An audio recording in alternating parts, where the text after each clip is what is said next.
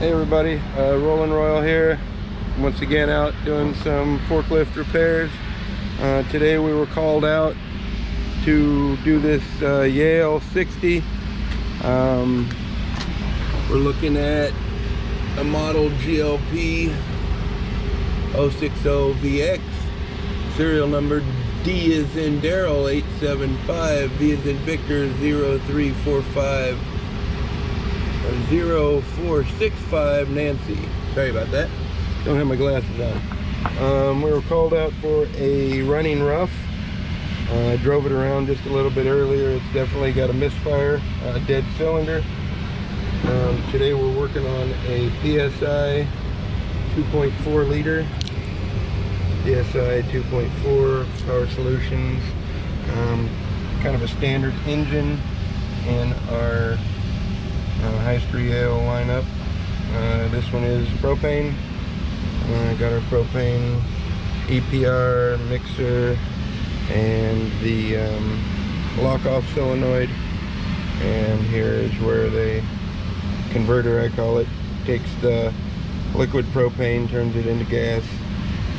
Then it sends it over here to the EPR, electric pressure regulator, and then into the mixer, and then to down into the intake manifold to run the motor. Normally propane injection, I guess it could cause a misfire if we're so lean, but looking at the hours, it's got 5,300 and some hours. Probably never had a tune-up done on it. So just, you know, from doing these for a while, I'm gonna look at the coil packs and the spark plugs as my first culprit. Wanted to show you on this engine also. I noticed, and I'm gonna repair, but it's got this rear, they call it a cam plug. It's on the head. It's got an O-ring in there, and they leak, as you can see, pretty bad all down the side of the motor and stuff. It's kind of common on this 2.4. The other thing that's kind of common on the 2.4 is the coolant line down here. There's like underneath the exhaust manifold here, there's a crossover coolant line, and it has O-rings on it as well. It's about a 3-inch pipe that they use to go from one to another. The block to the back of the water pump, I believe, if I'm thinking right. But no, I'm sorry, it's a housing block it goes into. But those O-rings get dried up and leak, and you'll have a leak down there under the exhaust. So you got to pull that housing and all, put all new O-rings in, get it cleaned up, and that's good. We're not going to do that today. It's not leaking, but it's just something real quick I wanted to tell you I was thinking about. So the quickest way that I know of to check these coils and kind of figure out where we're at, I start it up.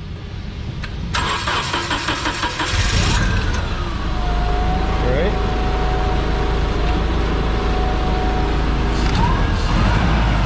Hear that misfire? Right there especially. At a low idle. Alright, so first thing I do is real quick, like I just pull the plugs off the coils and listen to the engine and see if any of them, what the effect it has on the engine. So we'll start here. This is number 4. Okay, it got worse. So definitely this one's working. Pull 3. It's worse. You can hear it dip when I pull it. Comes back. Number 2. Heard it dip. Runs worse.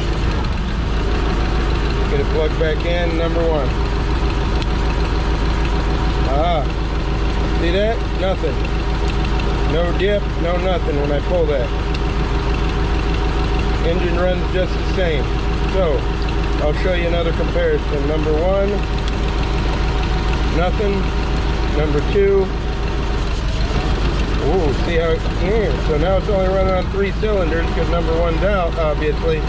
So you're really going to get that. That's why we're getting that big dip when we pull that off. So, what we're going to do now is kind of isolate. Do we have a bad coil? Do we have a bad spark plug? So what I'm going to do is real simply, I'm going to switch these 2 coils, and if it's the coil, is the problem, it's going to follow us to the number 2 cylinder, and then I'm going to have a misfire in the number 2 cylinder. If it's a spark plug, switching the coils is not going to have anything to do with it, so my misfire will still be in the number 1. Or, heaven forbid, we have a mechanical issue. We have a mechanical issue in number 1, say a rocker problem, a valve problem, burnt valve, anything like that. We could have a misfire as well in this cylinder, and it wouldn't be this. So by switching our coils, if it follows it, misfire to number 3, we know we got a bad coil. If we check the coils and that nothing, we switch the spark plugs, nothing, well then we know we'll have a mechanical issue in number 1. Then we'll have to start doing compression tests, and then I would do a cylinder leak down to find out actually where our problem was in the cylinder. But I don't think we're going to have that issue today. I think we're going to find a bad coil or spark plug. So let me get my tools ready, and we'll get those swapped, the coils, and see what we got. That these, whatever, for whatever reason, they went ahead and put the number 3 Phillips head screws on there, and yeah, they're tight and they get seized in that aluminum. So you're going to have a power driver, bit driver, to get those out of there. Or you're going to end up, I've cross-hatched them and used a big flathead and then a wrench to get them out. So, but anyway, I'm going to get our parts ordered, and we will go from there. So let me get our parts ordered, and we'll get all this stuff fixed for our customer and move on to our next job. Rollin' Royal, mahalo. Alright, so the first thing we're going to do is unplug them again, get those out of the way. Then, as you can see here, we got a little tab that goes into them from the harness.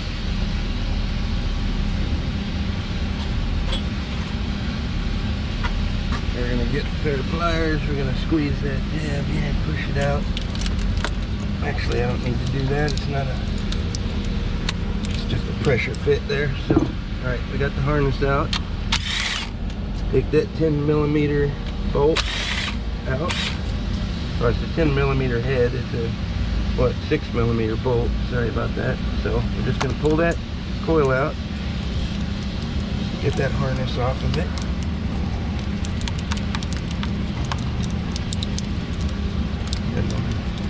Oh, does it? Alright, there we go. So the first thing I see is that our coil came apart. The boot, and here's the coil itself, and then you've got the boot and the spring, and it goes down to the spark plug. So let's get this guy out. There we go. Oh, there we go. Look at that. Look at all that oil. That's not good. So the valve cover, where these go through, it's like a Hemi style, they call that, where the spark plug goes through the head. It's a Hemi style head. So basically what it is where those spark plug boots go through, where the coils are, there's a seal there, like a round seal that goes underneath through those tubes, and then that sits down on top of it. So that needs to be replaced as well. We're gonna have to do that.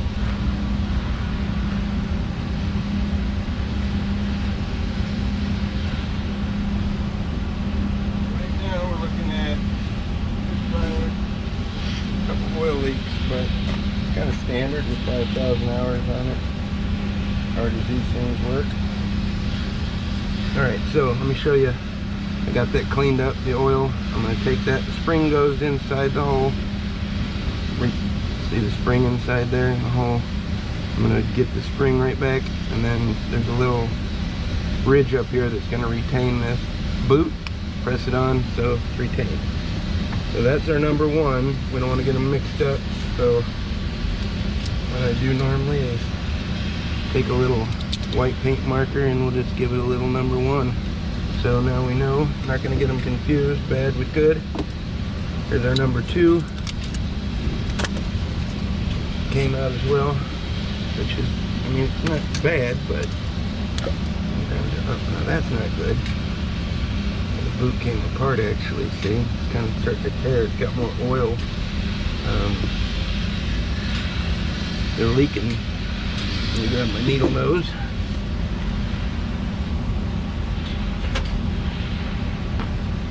The valve cover's leaking pretty good, leaking down in there. So here's our boot itself, and you can see it's actually 3 pieces. This is kind of a harder carbon piece. The spark plug clip goes into here. You got the spring, and then you got your down the middle. So we're gonna get this guy back on here. Make sure that spring comes up through the center. Just like that. These boots are terrible. We're gonna put this guy, like we said, the spring back in the hole, clip it back in. I take my flashlight here, see if we got any oil down in the cylinder. No. This one's a little bit running down in there just because I pulling that spark plug. The boot was kind of keeping it from creeping down into the cylinder where the spark plug is. Let me get that cleaned out as best I can here. Oops, sorry about that.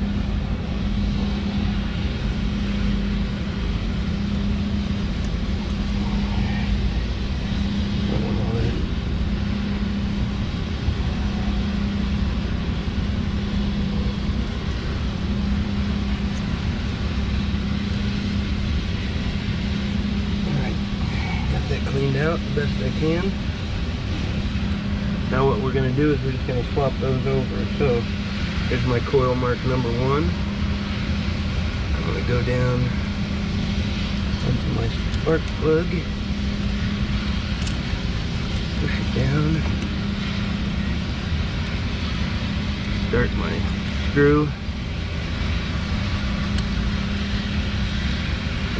and get my number 2 coil. And get him in there, right by that lip. This one's so springy, I might have to put it in pieces here. Alright, get that down on the spark plug. You want to make sure it's down. And we're going to put this down. Where's that going to go? You're going to have to go down together. So pull him back out.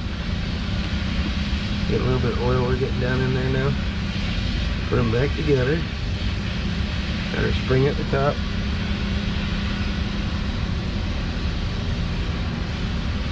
Gonna put it back down in there by itself without the coil, because that's swollen up. That rubber is from the oil. Makes it kind of difficult to. Alright, push that down. I can feel that lower piece going onto the spark plug. We take our coil, make sure we get it on that spring. There we go. Get that out of the way.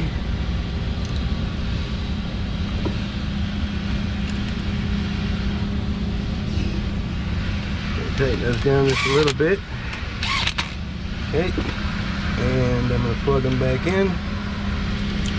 And now we've got one on number 2. So we're going to start up.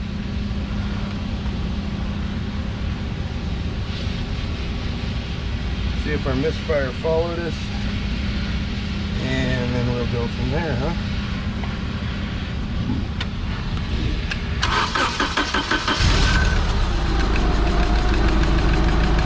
Alright. So I got the Misfire. We'll pull number 1. Oh, bang. Now we're dropping on number 1 and nothing on number 2. So that tells us that this coil is bad because the Misfire jumped when we changed those coils. Turn it off here. So what I'm going to do at 5,000 hours, which probably should have already been done, and my philosophy is once we got one coil dropping out, It's really not going to be long till the rest of them start to drop at this hours. So what I recommend to the customer is 4 coils, boots, spark plugs since they don't look like they've ever been replaced, and then we're going to go with a valve cover gasket and grommets to keep that oil from seeping into those and getting on. The oil gets down into the spark plug. Well, you see what it does to the boot. It causes it to enlarge, and the rubber, and it just plays havoc with it. So we're going to replace all 4 coils. We're going to replace all 4 spark plugs, all 4 of the boots. I do believe the boots all come with the coils nowadays, so we don't have to worry about ordering them separate. Back in the day we had to order them separate. Then we're going to get the new O-ring for this guy here. Note, you'll see when we do the video here, when we do the repairs,